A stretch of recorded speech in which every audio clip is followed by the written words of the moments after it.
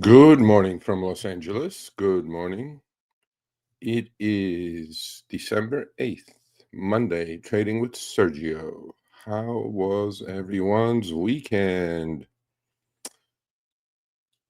Well, let's see. I'm hearing some dings and pings in the background, so I must be transacting. We'll take a look at that in a minute. Good morning. Welcome to Trading with Sergio every Monday, 10 a.m. Pacific, 1 p.m. Eastern. Going live on YouTube as well as X. I'm going to post a link for you guys if you want to show up. I want to talk about a couple of important things today. Here's the StreamYard link. Obviously, we'll talk about the Fed interest rate decision coming up on Wednesday, so markets are kind of probably flattish until then. That should introduce some volatility to our markets, but we'll have to see. A lot of people are still waiting for the Santa rally, as today's title of the live stream indicates. I don't think there's going to be that much of a Santa rally because we don't have much left. I think we have how many trading days left? Probably 15-ish, right? With Christmas and everything else coming up, all the holidays. So I think 12. Not sure. Anyway, so if you are trading options, be careful. Count those days. You have New Year's. You have, if you're going with the January cycle, you have New Year's and Christmas off days coming up for the markets. So if Santa Rally doesn't show up, look, it's been okay a year. I don't know, about up 14, 15% on S&P 500, up a little bit more, and well, just about the same on triple Qs. So what are we going to do today? Today I want to talk actually in detail about risk and money management, which I think is lacking pretty much with every trader. I try to instill that in my members group. So if you're willing to join the members group, click join, send me an email, sergio@sergioavadian.com. I will send you the Telegram chat group link. What do you get for becoming a member? You get my trades live. Again, none of this trading, financial, or investment advice. What I do is very risky. My account can handle it. Do your own due diligence before following me. They get a members-only live stream every Wednesday, but now we switched it to Thursday for the next 2 months due to my son's high school soccer schedule because I have to go watch him play. So the schedule is every Monday, Trading with Sergio, every Wednesday, Trading with Sergio at 10 a.m. Pacific, 1 p.m. Eastern, and every Friday, Power Hour with Sergio, 10 a.m. Pacific, 1 p.m. Eastern. So good morning. Thank you for joining. As I was saying, I'm going to go through real quick with the weekly macro news that's coming up. Tomorrow, September JOLTS data, JOLTS job openings data coming up. September, look how far we're going back now. Obviously, Wednesday, December Fed interest rate decision indications are that they're going to cut 25 basis points. And obviously, after that, the Fed Powell conference, Fed Chair Powell's news conference. A lot of people were thinking that they're going to cut rates and market's going to melt up. I don't think that's going to happen. You have to understand why they're cutting rates, right? Fed does not cut rates when the economy is firing on all cylinders. So Fed must be seeing something weaker coming up, and the data indicates so. From unemployment levels to credit card defaults to car loan defaults, mortgage defaults actually are increasing a little bit as well. Some indicators actually are at the 2008 levels when it comes to the credit card and auto loan defaults. On Thursday, nothing important, nothing burger. OPEC monthly report. Thursday, important number, initial jobless claim. So we have two really, as far as I'm concerned, market moving news coming out. Initial jobless claims on Thursday and the Fed decision on Wednesday. If they do cut the rates, please pay attention to the long end and the short end separately, because the short end is being cut with the federal fund rates being lowered, but the long end is not listening at all. Long end is actually going higher. So, pay attention to it. I think the important thing is to understand the dynamics of short end versus long end. So that's the macro that we have this week. You know, we all started cutting rates last September, and we can recall what happened, and then compare the 10, 20, 30-year bonds notes in the US. What has happened to them? Have they gone lower? No. In fact, they have gone higher. So Fed can only control the short end of the curve. The other thing that's happening, that I have 3 videos coming out this week at noon today, at noon on Wednesday, and noon on Friday. There's a lot of talk about Japanese interest rates skyrocketing. I'm explaining in detail, like I have 6 months ago when I first started talking about it. Nobody was talking about it. The carry trade potential domino effects falling apart, but now there is something else going on. I don't think it's going to be the currency carry trade like we had last August, but we have to understand the dynamics of what could happen. I'm not saying it is going to happen, because we may be going to QE, quantitative easing, just in time, and or the buyer of last resort. So the printers will have to start if the Japanese start selling their treasuries to protect the yen, because their interest rates in their own country is skyrocketing. So I'm going to in detail talk about in these 3 videos, 3-part video coming up today, Wednesday and Friday at noon. So if you're not subscribed, please subscribe, turn on notifications so you get the notifications in a timely manner. If you're not subscribed, please subscribe to the channel. If you enjoy the content I put out or the live streams I do, put a thumbs up. It's free. And also share, because I think I'm one of the only channels that talks some sense into what's going on, as opposed to just posting, oh, look at me, look at me. I'm like, no, you know, you have to understand macro. So long story short, yeah, that's what's going on today.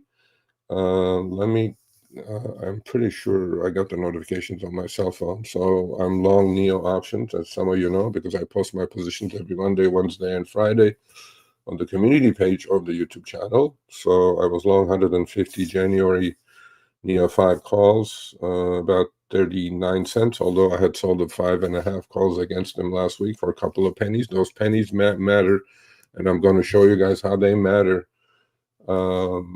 when I talk about the topic today, which is risk and money management and win rates, because people are stuck on win rates. Win rates means nothing to me anyway, and then I'll prove it with numbers. So you guys hang out with slides, obviously. So I think I'm selling some of those NEO calls at 48, 49, 50, 51 cents. So I scale in, I scale out. My cost basis is about 37 cents, 48, 49, 50, 51, and then I'll keep some powder dry because I sold some 5.5s, weekly 5.5 against the long 5s already today at a nickel. So that's lowering my cost basis some more, and also mitigate the theta decay. But hopefully you guys understand what's going on there.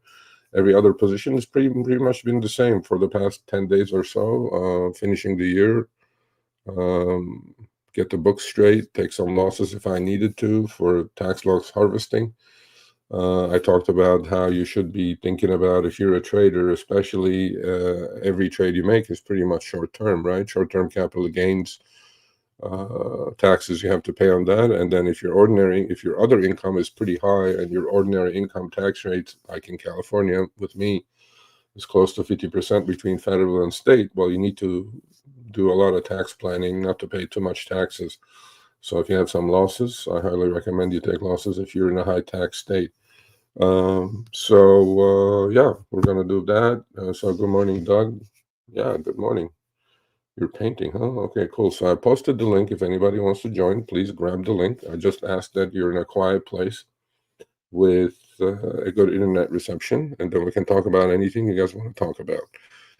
So topic of conversation today. I posted this on X. If you don't follow me on X, it's in the show notes. Please check it out. Topic of conversation. Actually, the person that I just thought about when I was doing this is here, Defunk 1080, who's stuck in BMNU. All right, so pay attention, Defunk 1080.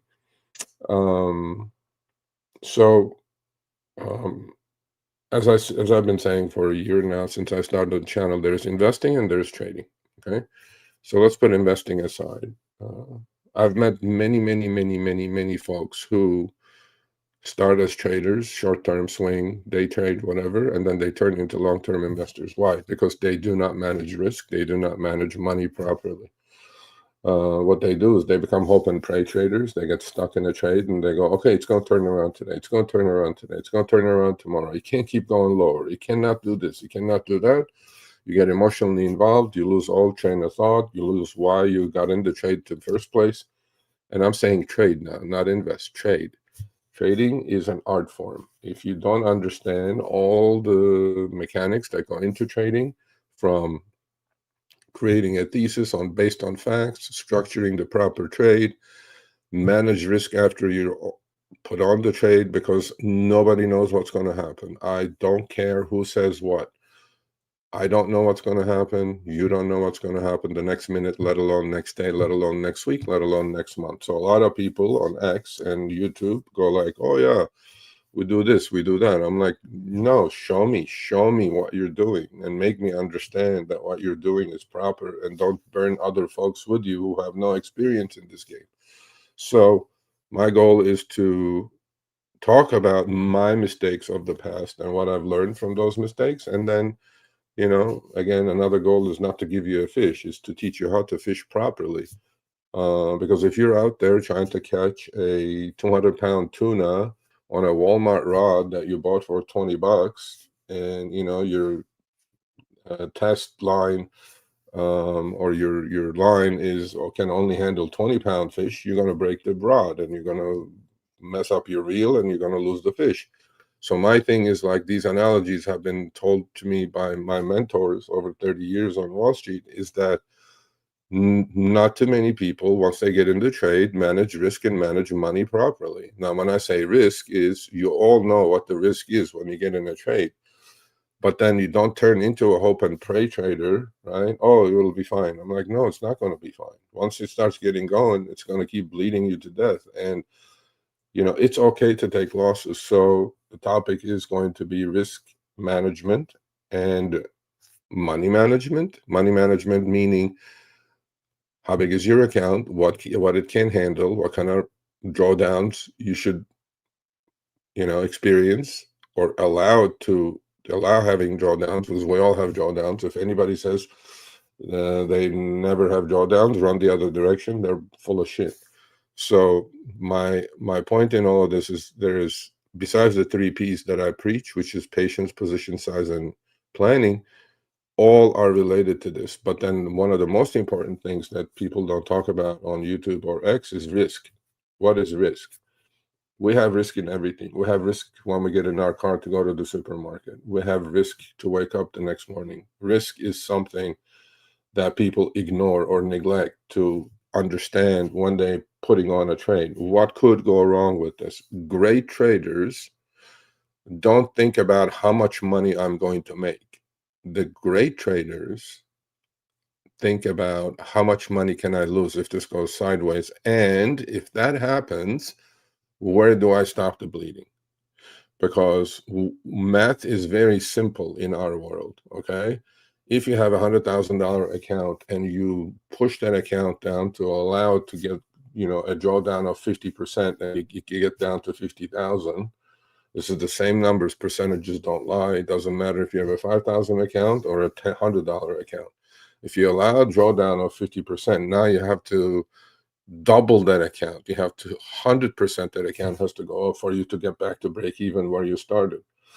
That's that's money management, right? Number one, because a lot of people look at a lot of different things when they're trading. They look at all the metrics that I really don't care about, such as win rate. Well, who gives a shit win rate? And I'm going to prove it to you guys that you can have a 50% win rate and you can have some amazingly phenomenal numbers if you risk manage and money manage.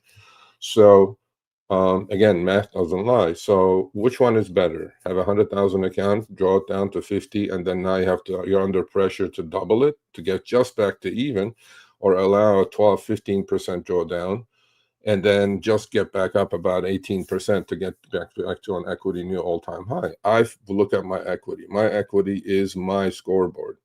How much money did I have yesterday? All of us will have a green day, red day, or an unchanged day. If you have a big account, unchanged days are impossible.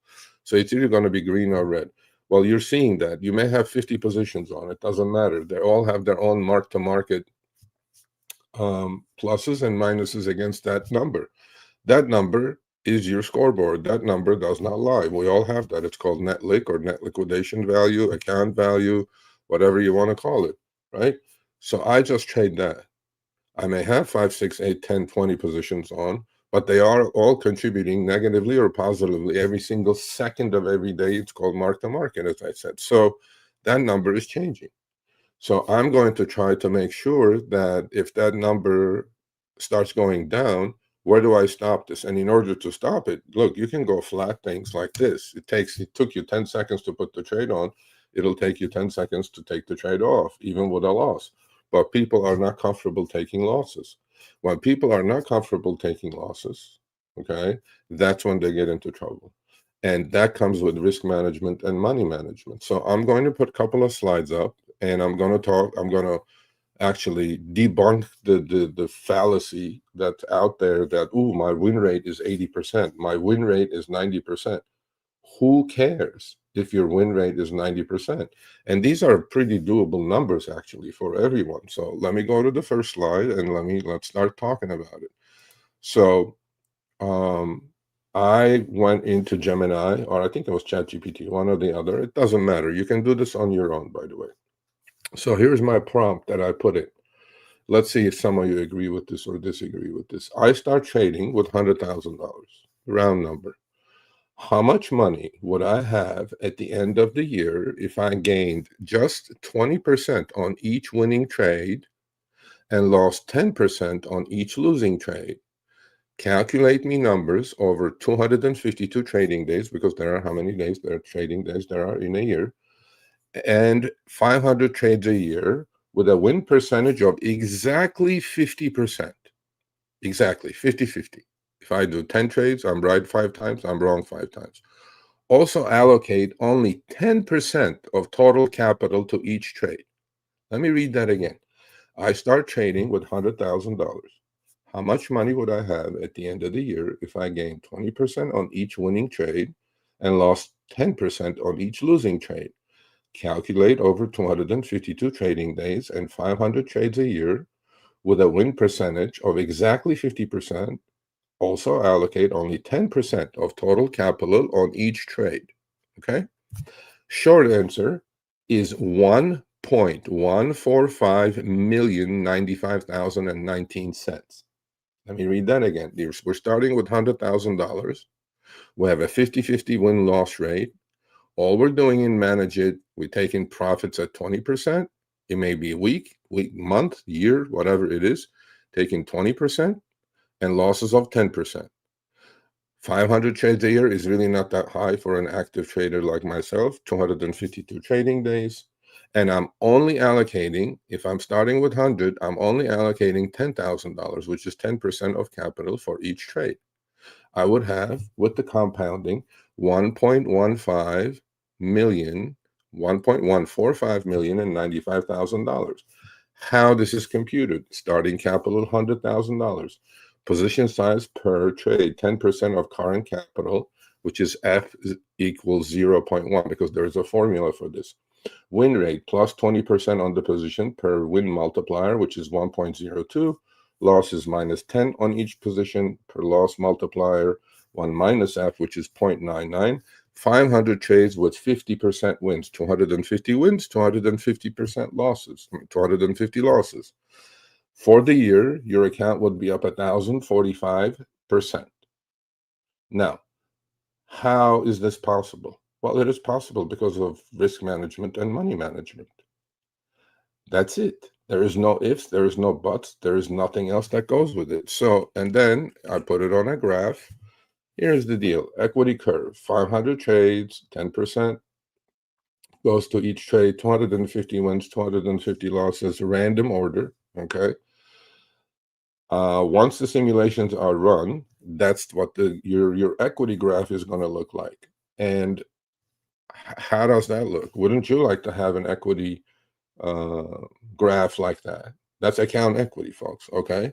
Now I went a little bit deeper. Okay.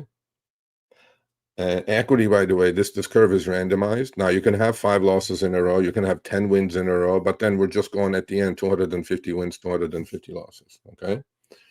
And final simulated capital is from 100,000 to 1.145 million, right? Now, the other thing that we can do is play around with numbers, you know? So final capital by position size, 500 trades, 50% win rate. I can allocate only 1% of capital to each trade. Again, we're going with the 50-50, 20% gain, 10% loss on each trade religiously. Whenever we get to 10% loss, we're going to cut it. Whenever we get to 10%, 20% gain, we're going to cut it, right? If I allocated just 1% of my total equity, which is $1,000, because I'm starting with $100,000, I would have $128,322. That's 28%. If I allocated 2% to each trade, I would have 164. If I allocated 5%, I would have 343,000. If I allocate 10%, I would have 1.145 million. And if I allocate 20% at 50-50, 20% gain, 10% loss, 11,610,000. How's that possible? Because the account is growing, your compounding rates are growing as well. Now, on the next slide, I'm going to show you guys that you can even have a losing year, meaning you could have 40% win rate. Forget the 80%, 90%, 100%, whatever these charlatans talk about. So that's the next one. The next prompt I put in is I start trading with $100,000, just like before. How much money would I have at the end of the year if I gained 25% on each winning trade and lost 12.5% on each losing trade? Calculate over 252 trading days and 500 trades a year with a win percentage of exactly 40%. Also allocate only 5% of total capital to each trade. Let's clarify that. Everything is staying the same. Account is staying the same, except the gains are going to 25%. The losses are going to 12.5%. 500 stays the same. 252-day trading stays the same. Now I'm lowering my win rate from 50% to 40%. And instead of allocating 10% for each trade, I'm only allocating 5%. And that's what your graph would look like. And at the end of the year, you would have $182,872.70. That's 82%. Now, wouldn't we all like to do that? And you're going to say, Serge, but that's not easy. How's that not easy? I see on X and YouTube millions of people posting saying, my win rate is 80, my win rate is 90, I never lose, I never do this, I never do that. But nobody talks about this. Show me your account. Because if they are able to do this, if they're all their win rate is 80%, I didn't even bother to put those in there. If you have win rate of 80, 90% like these fools are claiming, and you're doing a little bit of this money management, your 100,000 will grow into 10 million, 20 million, right? I don't see that happening. That means they're not managing risk properly, right? And so this is the numbers don't lie, right? And notes and disclaimers. I have to say this, obviously. The plot, and none of this is trading, financial, or investment advice. The plotted equity curve used a randomized order of wins and losses, seeded for reproducibility. Final capital depends only on counts of wins and losses, not order, but the path does. Calculations assume each trade return equals position size times gain and loss percentage applied to current account, because it's compounding, right? So all I'm saying to you guys is that if you manage money and if you manage risk properly, even with a 40% gain and only allocating 5% of your capital, your total capital, to each trade, you will have an 82% plus year. Now, can you pick 4 out of, and I also run the numbers with 30%. The numbers were still positive, not as much. Maybe it was $128,000 with allocating 5%. That means you have to be right 3 out of 10 times, but you have to take the 20% gains and you have to take the 10% losses religiously. Or in my case, starting next year, I'm exactly going to do this. Now, how do you achieve this? How do you find these winning stocks, right? Because a lot of folks are stuck on the same stocks, NVIDIA, Palantir, SoFi. There's 10,000 stocks. I talked about that on a video I put out yesterday, right? How do I pick my winners? Well, I trade the 52-week high list. The odds of you getting stuck on a 52-week high list stock or buying it buy high and sell higher is really, you got to be the unluckiest person on the planet. Plus, I'm only allocating 5 or 10% of my total equity to each trade. So I have dry bullets to shoot or dry powder to use at all times. And the account should get to where it gets to. If I'm right 4 out of 10 times with using the 52-week high, buy high, sell higher situation, as opposed to getting stuck on BMNR because some fools on X are talking about it nonstop, like there is no other stock on the planet. There's 10,000 stocks. Go create a watch list for yourself and trade those stocks. Why do we have to trade what, why do we need to get influenced by these jokers on X or YouTube or whatever? There's no other stocks on the planet. I'm telling you guys, there's 10,000 stocks between Amex, the NASDAQ, and New York Stock Exchange. Go trade those. And I didn't even calculate this with options. Now, if you're going to trade options directionally and use the same formula, maybe you change your numbers. Maybe you go for 40%. Options are leveraged. Obviously, you can go 40% gain, 20% loss. But you must do that. And if you're right 4 out of 10 times, you will double your money. So my point in all of this is most people do not risk manage and money manage. You have to do it on an hourly, daily basis. Okay? So I hope this was helpful for you folks, because win rates are meaningless. Meaningless. Absolutely meaningless. You could have an 80, 90% win rate, and you have one killer trade that wipes all that out, because all you're doing is taking small gains, and then one big one wipes all that out, right? But these fools don't talk about that. They all talk about how my win rate is 80%. Fool, if your win rate is 80% and you apply some sort of money management, you could 10x your account every year. But they don't talk about it. But I talk about it because it's reality. Numbers don't lie. You have to apply some sort of risk and money management to your life. I mean, you're trading, you're investing, whatever that you're doing. Again, investing is a different story. So I think this is very near and dear to my heart, that you need to have a system, obviously, right? Because they call it an edge. I don't know if anybody has an edge these days in these markets, but you need to have a system, right? Once you have a system, okay, can you pick 4 out of 10 winners? Can you have 4 out of 10 winners when you do 10 trades? 40% win rate, your account will go, and you allocate, like I showed you guys on the slide. Let me repeat that one more time. Here it is. Okay, here's the prompt. 100,000 starting value, 25% on each winning trade, 12.5% on each losing trade, 252 trading days, 500 trades a year, with a win percent of only 40%, and we're allocating only 5%. That means 95% is sitting there. Can you be right 4 out of 10 times? And if you apply this money management, you will have 82% year. And there it is. There's the graph.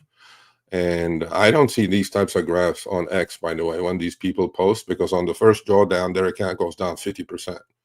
So my point in all of this, you must apply money management and you must apply risk management. If you don't, you're going to get killed. You are going to get killed.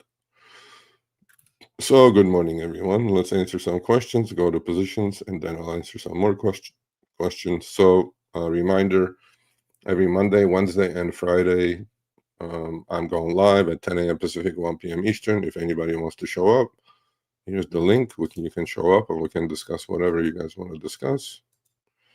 That's the link of StreamYard. All I'm asking is you're in a quiet place with good internet reception. And please put a thumbs up if you enjoyed. Please share. I think today's you should definitely share, because it is definitely possible to double your account with just being 50% win rate. You don't have to put the pressure on you to have 80, 90% win rate. You just don't have to. Now, day traders do have to do that probably, but I don't day trade. I swing and position trade. Good morning, Nori Chicago. Good morning.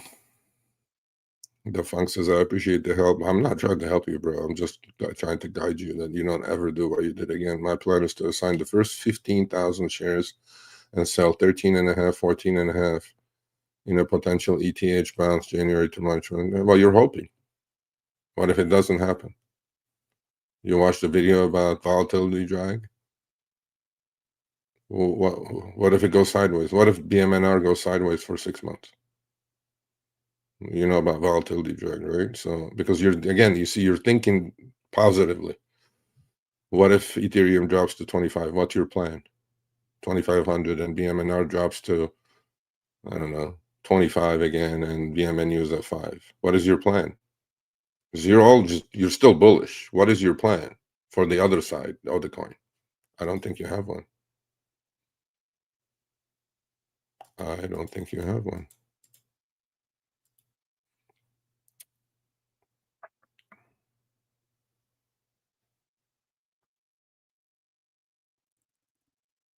Yeah, very successfully, until it's not successful. Selling puts is not risk-free. And you can say, how do you sell puts on BMNR successfully? If you sold puts to 70, 65, 60, 55, I'm not sure. But you don't need to have more wins, man. You have to have money management. Hopefully you watch that, little episode there. Think about it. Think about all those trying to get more winners into your account. You don't need it. You need 50-50. But just manage money properly, which obviously you didn't do. Well, we talk about that. Sizing big is every trader's nightmare.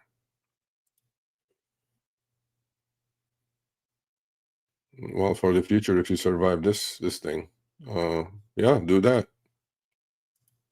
I don't say anything negative about that. Anyway, yeah, I agree about this. You're using prize picks have a better chance of picking winners of guys scoring their average and picking average is not going up and down. I'm not sure I understand that. Let me read that again. I agree, but this year using prize picks have a better, not necessarily, Mr. Gambit. I don't know if you trade or not, but achieving 40% winners out of 4 out of 10 winners is not that difficult in the market. I'm not talking 80 now. 80 is very difficult. 40, no. This year, my account is at 52%.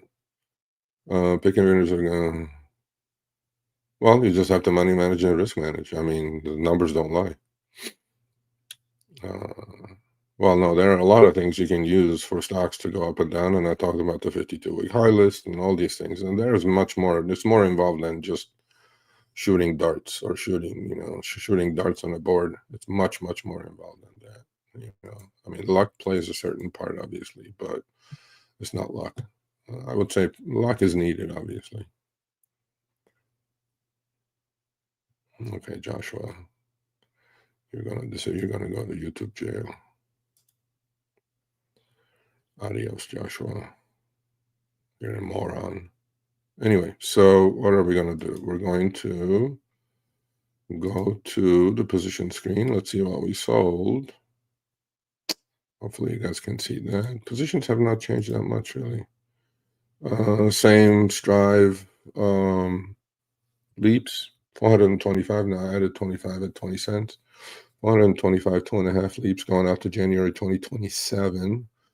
I still think Bitcoin is going to have a rally. So this is my lotto ticket for 2026. I'm tied up in BMNU many different ways. Finally, Thinkorswim adjusted the price. It says 835, but my true cost is 878. Stock is 854. I have sold calls, 8, 9, 10 calls, 8, 9, 10, 11 calls against the 3,500 shares, but I've also sold naked strangles. I sold the 511s, 512s, 611s, 612s. Those are going to expire worthless. They'll expire on December 19th. I am long 5,000 shares of Blaze AI at 243. I sold the December 3 calls against them. Stock is 241, so we're good there. Oh, that's what we did. Yeah, we sold NEO. I had 150 calls. I sold 50 calls at 48.49. And I sold this morning 50 of the weekly, expiring on Friday, weekly 5.5 calls against the long side. I have more sell orders, I'm pretty sure. Yeah, I have more sell orders at 51 cents. So my cost now is 37 cents. Last week I took in 2 cents, it's 35. 5 more is 30. So I'm lowering my cost basis. And hopefully we'll get a little pump on NEO. And last but not least, I am long Sharpling Gaming, 210 calls, going out to January 2026, 15 calls. Those I've been managing by selling short-term calls, obviously, against them, so not much is going on. How's the market doing? Yeah, I would have a red day going. I should have worn my red hat, right? Yeah, we're selling off. We attempt to bounce, selling off again. And Ethereum and let's see where we are. Where is Ethereum and Bitcoin? Bitcoin is a 90,222, Ethereum 3,100, Solana 135. And yeah, BMNU is fine. It's just every day. It's collecting money. I have still tons of extrinsic value left in the strangles, obviously, and the cover calls. And then if nothing happens, if the stock is here, let's say, for example, by December 19th, anything is possible. If I get called away, it's a beautifully 10,000 plus trade, profitable trade. If nothing happens, they all expired worthless. I lower my cost basis tremendously. I'll do it again next month. As next month, I'll sell 8, 9, 10 calls again, and then I'll do some more naked strangles because I want to establish a little bit bigger position on it. Yeah, everything is fine on that one. BZAI, we'll see where it goes. NEO, obviously, it's a short-term trade. I bought them at 39 cents average, 150 of them. I sold 48.49. This morning they got up to 52. That's about 30%. So maybe I should start applying the same risk and money management to options. So if I were to apply that to options, what I would do is obviously options are levered, so you have to increase your numbers. You have to go maybe 50% gain, 25% loss, and the numbers will be astronomical if I could do that even on a 50-50 basis. So we'll see. But next year, that's what I used to do that. And then, you just go away from your stuff thinking you found something else with an edge. No, man, you got to stick to what works anyway.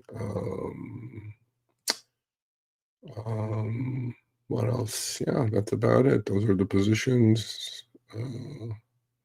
Let's go through some charts, Max 7 stuff, and then if you guys have questions, I'll answer it. This is SPY. A lot of people are saying it's not topping again. I don't know. We'll see what happens. MACD is plus above 0, but if we do, I don't know what's going to happen this week, honestly, with the Fed decision coming up. The market's heavy. Look, the Japanese yen stuff is definitely hanging out there. Not the yen, but the carry trade crisis, especially with the Japanese interest rates spiking still. 30-year hitting 3%. 3.5%, 20-year hitting 3%, and 10-year hitting 2%.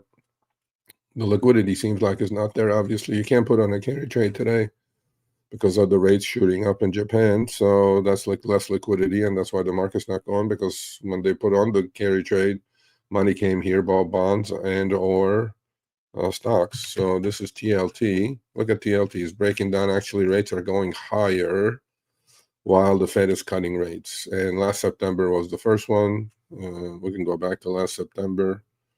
Actually, September.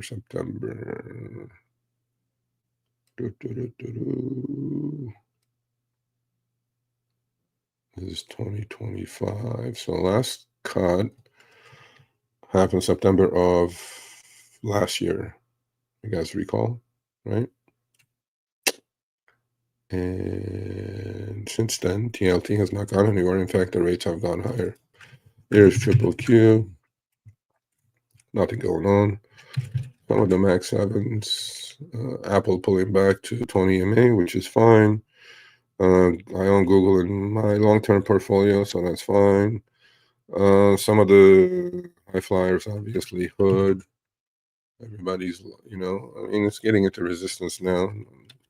140, I'll probably a seller. SoFi, same thing. Just consolidating. They did their secondary. They finished it. I'm watching Fastly to get in. Just consolidating. Open, I think, is going to have a big move once this consolidation phase is over. I usually don't draw lines on my charts, but that channel is absolutely valid. Once we break out of that, I think we could have an explosive rally on Open. Not that I care about the fundamentals of the company, but sometimes you have to put that things aside. Palantir is rallying back up to resistance. NVIDIA, same thing. But again, there's 10,000 stock, folks. Don't get stock. My 52-week high list had 70 stocks on Friday, which I put in.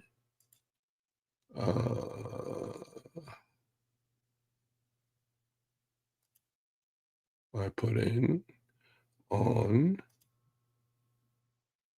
a list like this. And here's the 52-week high list. I'm going to show it to you guys, and then I'll show you guys the 52-week low list. Even on a market going, so this is the 52-week high list, and then alphabetize it, and then put it in order the way you want it, obviously. And I put the video out on Sunday, so you guys please go watch it.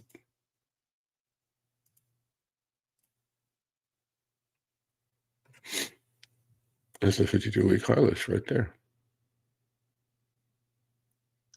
Not the Russell mid-cap. We want the 52-week high list.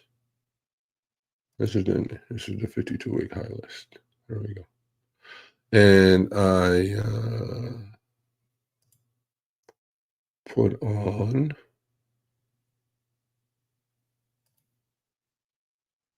my parameters on it, and then alphabetize it.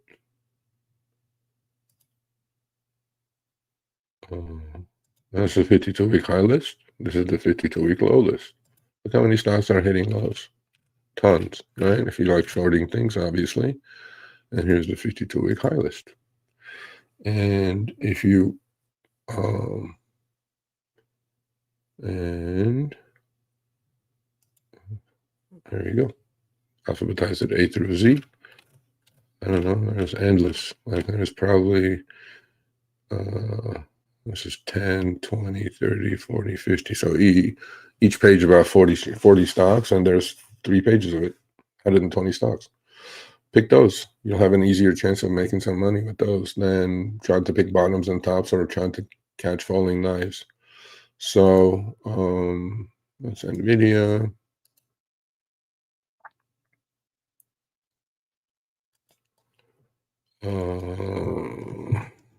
Another stock I really liked. I missed buying it though. It's UiPath, PATH. Yeah, I mean, here's Ethereum. This is the Ethereum ETF. I mean, it bounced into resistance. MACD turned up. I'm not sure if it's going to survive or not, but it's still under 0. It's in a downtrend, folks. You guys can do whatever you say.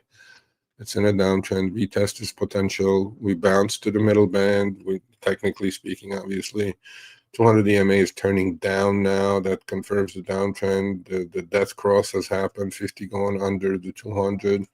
It's on Bitcoin, IBIT, right? So, you know, a lot of people are like bullish for it. I don't know why. They're just in permabulls. This is MSTR. This is BMNR. Nothing going on. What if BMNR goes sideways for another 3 months? What's going to happen to BMNU? Not much is going to happen to BMNU other than volatility drag, and it's going to keep going lower. What am I looking to enter? Honestly, not much. Keep the powder dry and then finish the year strong and then start battling again. Yeah, that's about it. I mean, I created the watch list with the 52-week high list. I can give you guys some examples of that stuff if you guys want. Just a few names. So you can do this on Robinhood. You can do this on pretty much every platform. Just create a scanner.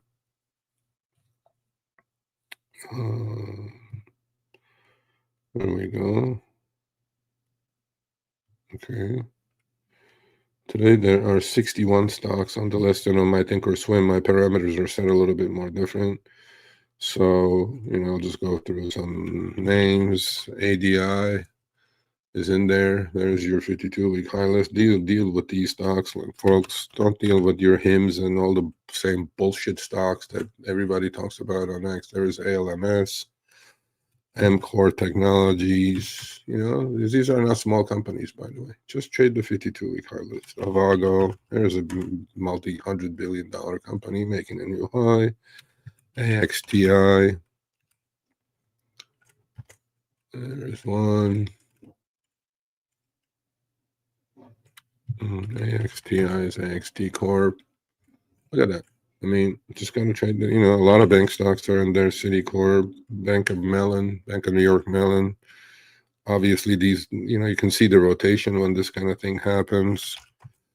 And, you know, nice and slow and steady. You don't even know you're getting a correction in these. Even when the market pulls back, they just pull back to support and they rally right away. A lot of pharmaceuticals. Carvana is put in the S&P 500, 455. I cannot believe that's a $62 billion company selling cars out of popsicle machines, but you don't argue with the prices. CTRI, there you go. Just trading with 52-week high list. It really is going to be very difficult for you to pick a top, the absolute top on a stock. Even if you do, after the pullback, it'll give you a chance. These are all uptrending stocks, basically. That's all I'm saying. Find the uptrends. How do you find them? 52-week high list. That's it. And you're sort of dealing with the same goddamn stocks that everybody deals with. Okay. I mean, I don't know what else to say. Even GM keeps hitting 52. This has been in the list for the last, I don't know, like 6 weeks now. You know, yeah, it may not be as exciting as your NVIDIA or Palantir or whatever. Okay, so what? So what? Morgan Stanley's in there, obviously. A lot of biotechs. UiPath is in there, of course. Why wouldn't it be? The Ross stores, even some retailers are in there, which I wouldn't think it would be in there. There is Ross stores. Dollar General is in there. Amazing. Like, I wouldn't have guessed Dollar General or Five Below. That was in the list. There's Five Below. Dollar General is in there. Dollar Tree's in there. What's the symbol of Dollar Tree? DLTR. Look at that. Right? Okay, so that has a red day. It had a 52-week high list on Friday. Now you consolidate and then you get on. I mean, you know, that's why you have to create a watch list with limits, with alerts. There's SVRA. There's energy, a lot of energy stocks in there with oil on its ass. Unity Software, a stock that I doubled in my long-term port, is up. Oh, yeah.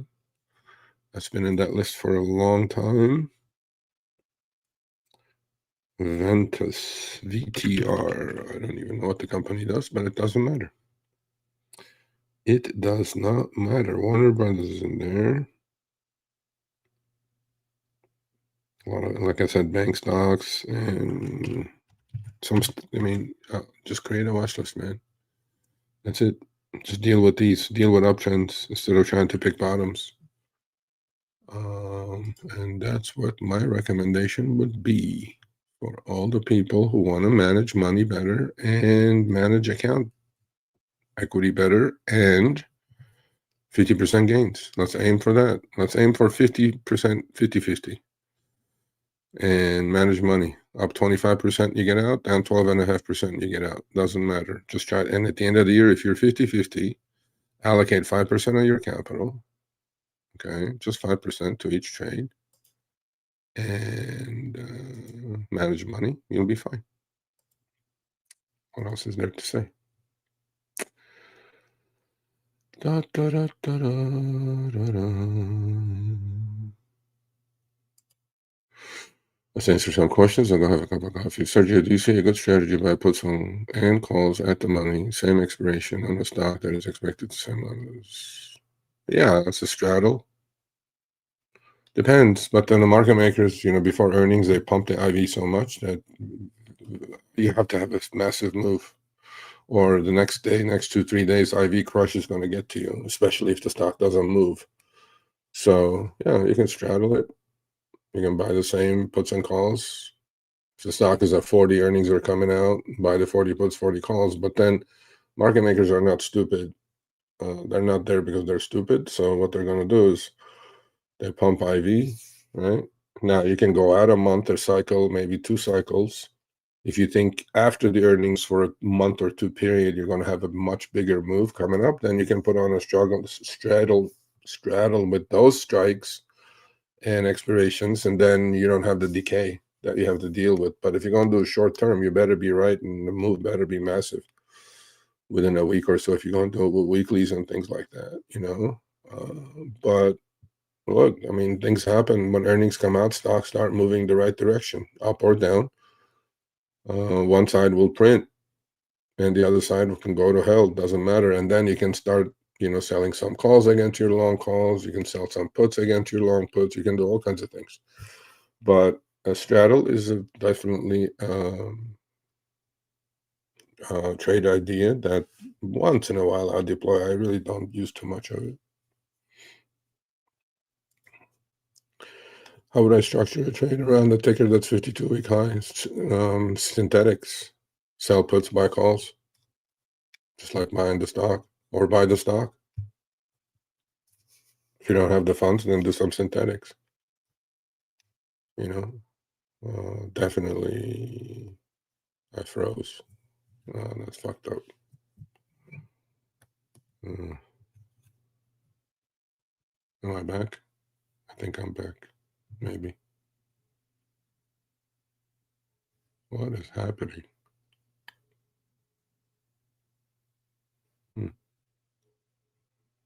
I think I'll close.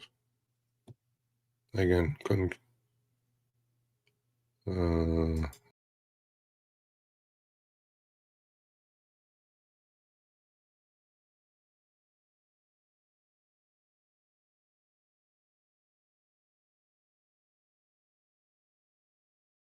All right. I think I'm back. All right. Oh, what happened to all the comments? I had some good comments. Shit. What happened to the comments? They disappeared. Can you guys put the comments again? Because there was one. How would I structure? So I would structure. Now that's going to be stuck there until that comment comes again. Goddamn StreamYard. That's how I do it. Yeah, synthetics. You can sell a put credit spread and buy a call with it. You don't have to put money out of your pocket. I always think of the downside, right? Instead of doing this, I mean, if you're really strong on it, if you're just coming off a base and breaking out, sell the put, buy the call. You got to make some directional bets, man. All this fantasy land that people are in. Oh, sell puts, buy calls, everything. You just print money. I'm like, yeah. All you need is one debacle, and then those sell puts, sell calls giving you ulcers. Well, we have a candidate here for an ulcer for that. So how do we get rid of that comment until the new comment shows up? I don't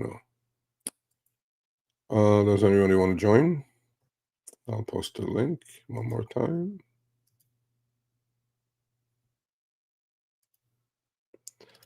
Here's the link.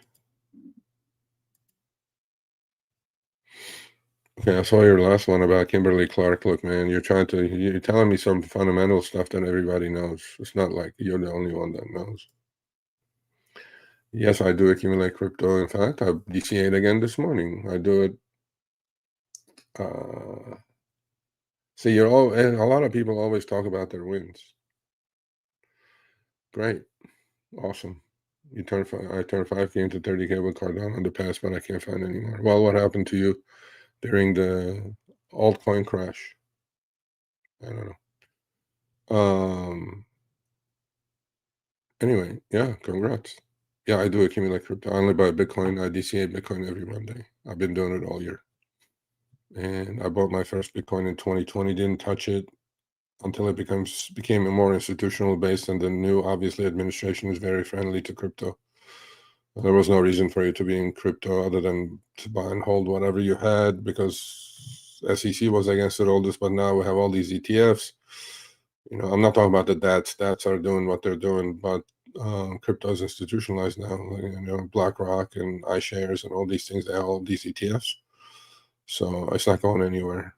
because the risk was government saying, banning it or saying something that, okay, this is bullshit or whatever, then, your crypto goes to zero. But I only do BTC, but then I trade the proxies of crypto, like the DATs, digital asset treasury companies. I don't touch MicroStrategy. I don't touch BMNR. I mean, SBAT, I like buying things at a discount. SBET is 0.85 MNAV.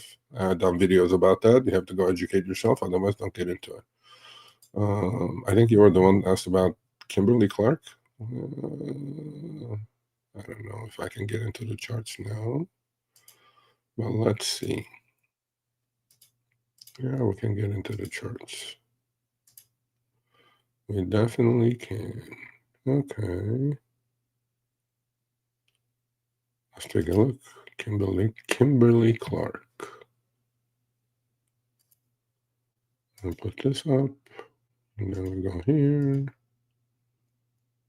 Charts. KMB is the symbol on there, right?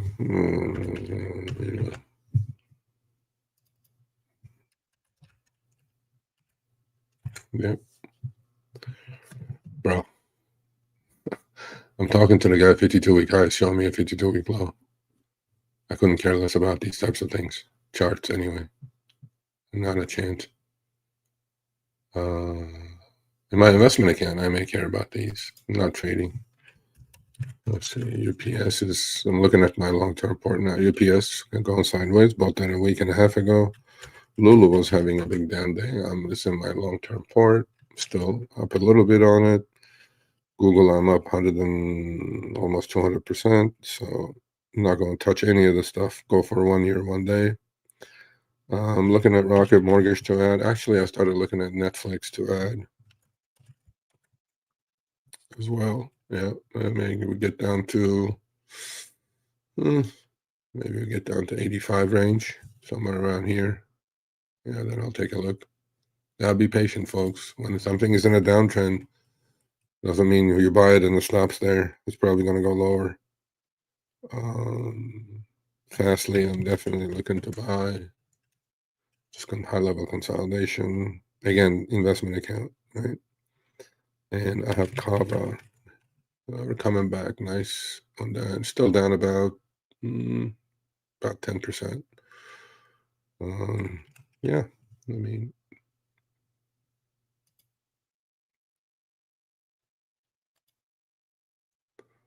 yeah. Anyway, so no questions? No more? Nobody wants to come on? So please, I'm gonna do a video about what I talked about today. Money management, risk management. You could be 50-50 and double your account. Okay, so don't fall for the people who go, oh, my win rate is 70, 80, 90, 80, 100%. Who cares? Just manage money properly. You can be at 90% and have a Meta hit you with 150-point sell-off. We had many, right? Or Oracle hit you, 350 to 200, right? I'm just, I don't pay any attention to any of these people anyway. But then I know a lot of people do follow these people with influence, supposedly. They're gurus. And, none of them show their positions. I have 80% win rate. I'm like, then your account must be up 5,000% this year if you manage properly, if you manage money properly. But, they all put their totals. I'm like, and then first drawdown happens. Market sells off 5%, and their account goes down 40%. And then they're all in shock. I'm like, yeah, you're holding 4 beta stocks with no protection. Not genius to take out. Now, after a 40% drawdown, you have to go up 80% to get back to even. And because market has done that over the last 2-3 years, right? Because nobody understands the market can go down and stay down. Everybody thinks the market goes down and V-bottoms and then goes right back up. I'm like, oh, one time is not going to do that. And all these folks are going to be recycled by probably perma bears, and then balance people will be like, okay, yeah, we've seen this movie before. So, yeah. Anyway, all right. So I finished my hour. I'll be back on Wednesday. Please check out the videos that's coming out today, Wednesday and Friday, talking about the interest rate situation that's going on around the globe, specifically in Japan. everything is explained in detail. Hopefully you guys will understand it.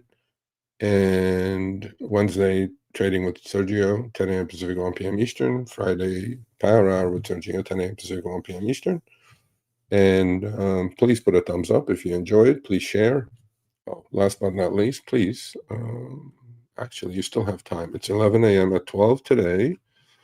Another newsletter is going out from my website, which is www.sergioavadian.com. It's a free newsletter. Help me improve financial literacy in this country for everyone, from elementary school to college kids, because it's lacking. It's horrible. There's about 11 or 12 articles on the blog, on the website. Website's new, a couple of months old. And please go subscribe. It's free. I don't have Discord. I'm not selling you anything. I just want you to improve financial literacy for yourself as well as for your loved ones. And it's really well done. I don't know what the article is. My website manager knows. I write the articles and he makes them look amazing and then puts it out. So noon today, another article is going out to all the subscribers of the free newsletter. WVE is up 135, but I puts on it. I don't put advice. I'll take a look at it though if you want. Why would you buy puts on it? It's up 132%. You think it's going to pull back? Okay. WVE. Okay. The Wave Life Sciences. I'm not sure why I mean, I don't know why I would buy puts on it. It's your call, man. It's your money. Why don't you sell some calls? I'm sure IV is pumped. That's what I would do, but risk is a lot with that. Obviously, they don't have their weeklies, so December's. They're not really trading. Let's see. I mean, yeah, they're not that active. You would think they'd be more active, especially out of the money calls. I don't know. I wouldn't buy puts on it. Who knows?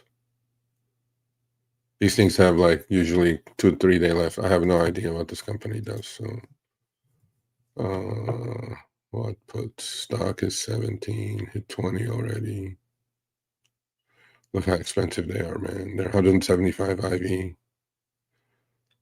Yeah, look at the bid and ask on some of these. 20 calls are $1.50, $1.60. And then everything else is like a nickel bid 5 offer. It's not liquidity. I don't know. I mean, you can't buy puts on this thing. You can if you want, but you're paying super high IV. You know, these counter trenders I do once in a while, but when they get going, they get going. 10-minute, 10-day. I don't know. Wouldn't be my favorite trade. WeWap is coming up. So probably go sideways, probably go higher. Again, not trading financial or investment advice. It's your money. I'd rather sell calls than buy puts. But again, I rather sit. How about that? All right, folks. I'll see you guys on Wednesday, Trading with Sergio, 10 a.m. Pacific. Thank you for tuning in. Please share. Please put a thumbs up. My YouTube manager says it helps. Please check out the videos coming out today at noon and noon on Wednesday about the potential Japanese carry trade part 2. And please share this live stream today. I'm going to make a video and put it out probably next week with what I talked about today. Win rate means nothing. Risk management and money management is everything. So those numbers don't lie. You can go double check it, fact check it if you want on Gemini, Grok, or ChatGPT or whatever. It's really, really not that difficult. But what people do is they don't like taking losses. For example, this gentleman who's stuck in BMNU, if he just took that 10% loss, where would he be? you would be in a much better place, mentally, financially, in every which way. And you know, the other thing that you're doing by just getting stuck in a position is opportunity cost, right? A lot of people don't talk about that either. Maybe I'll talk about that in the future episode. Opportunity cost is massive, right? You're just stuck in something, you're trading the same damn 10 stocks. While in the other universe, rotation is happening and there's like 100 stocks every day making 52-week highs because the money is flowing there. The advantage, even if you don't trade those 52-week high list stocks, you're understanding rotation, right? So if you look at that last, a lot of financials are in there. I don't see anybody talking on X or YouTube about Goldman Sachs that's making a new high, Morgan Stanley making a new high, B of A making a new high. Yeah, they may be boring. So what? Money is money. You're going to make your 20% there, as opposed to you make exciting 20, 30, 40, 50% on NVIDIA or lose that. You just make a boring 20%. It's okay. Numbers don't lie, folks. Anyway, my hat's off. Vamos Barca. Barca forever. And I will see you guys on Wednesday.